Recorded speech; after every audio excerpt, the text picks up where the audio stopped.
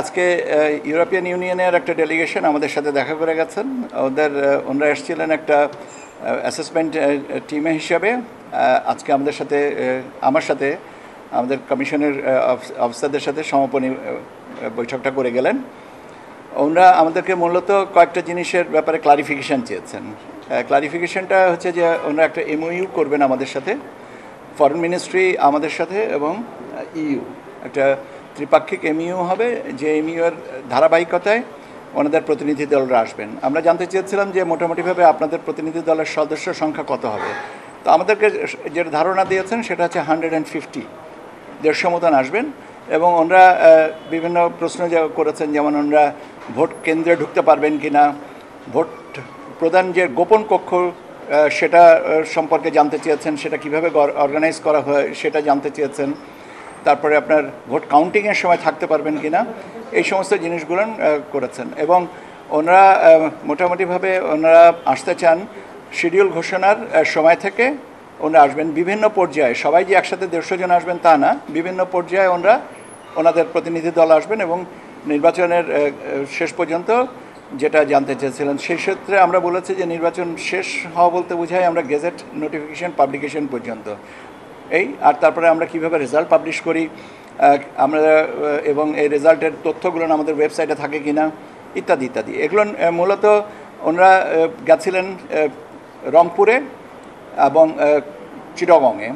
সেখানটা সম্পর্কে আমাদেরকে যেটা বললেন যে আমাদের কাজের যে অগ্রগতি আসছে সেটা সন্তোষজনক, এবং বিশেষ করে রংপুরের কথা বললেন যে ওনারা সৈয়দপুরে গেছিলেন, রংপুরের সৈয়দপুরে। তো আমরা বললাম যে আমাদের ভোটার তালিকা এবার আপডেট করার ব্যাপারে, এবং 31শে অক্টোবর পর্যন্ত আর একটা ভোটার তালিকা আমরা প্রকাশ করব, এবং সেটার পরে সম্পর্কে জানতে চাইলেন যে 31শে অক্টোবর কেন, এটা অন্য কোনো ডেট না কেন। তো আমরা যুক্তিটা বললাম যে আমরা নতুন ভোটারদের নিতে চাই, ভোটের শিডিউল ঘোষণার আগে আমাদের ভোটার তালিকা কনফার্ম করতে হয় ইত্যাদি ইত্যাদি। তো এইটা এখন ওনাদের অবজারভেশন আমাদের সাথে এবং ফার্দার ক্লারিফিকেশন নিয়ে ওনারা আজকে যাচ্ছেন, কালকে ফিরে যাবেন, এবং যাওয়ার পরে ওনারা বোধহয় একটা প্রতিবেদন পাঠাবেন।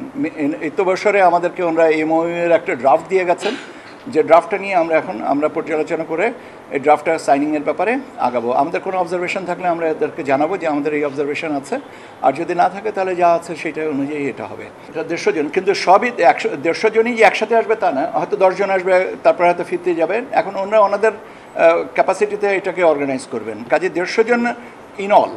তো আমাদেরকে ওরা এই নামগুলো পাঠাবেন, ওনাদের ডিটেলস সহ, যেমন বিদেশি পর্যবেক্ষক আসলে তার স্বাভাবিকভাবে তাদের ভিসার ব্যাপার আছে, আপনার তাদের পাসপোর্ট ডিটেলস আছে, এখানে অ্যাকোমোডেশন অনেকগুলো ব্যাপার আছে, সেগুলো নিয়ে সিকিউরিটিজ আছে, এই সমস্ত বিষয়গুলোকে আমরা পর্যায়ক্রমিকভাবে টেকআপ। এমওইউ এটা ওনাদের স্ট্যান্ডার্ড অপারেটিং প্রসিডিওর আমাকে বলেছেন, যে এটা একটা ওনাদের এসওপি, সেই অনুযায়ী আমাদেরকে এমওইউর একটা খসড়া দিয়ে গেছে। আগে কি কখনো হয়েছে? আগে আমি এই নির্বাচন কমিশনে কাজ করিনি, অথবা আমার পূর্ব অভিজ্ঞতাটা নাই। এমইউর যে খসড়াটা দিয়েছে কন্টেইন আসলে কি মূলত?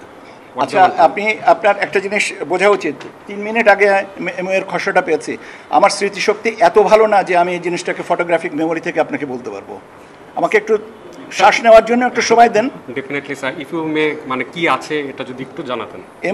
আচ্ছা, একই তো প্রশ্ন আবার রইল। আমি ভাই বললাম তো, আমার সীমাবদ্ধতা আমার ফটোগ্রাফিক মেমোরির না, এবং আপনাকে যেটা জানতে চাচ্ছেন এমওইউর ব্যাপারে কি আছে না আছে, এমওইউ মেমোরেন্ডাম অফ আন্ডারস্ট্যান্ডিংয়ের একটা খসড়া দিয়ে গেছেন।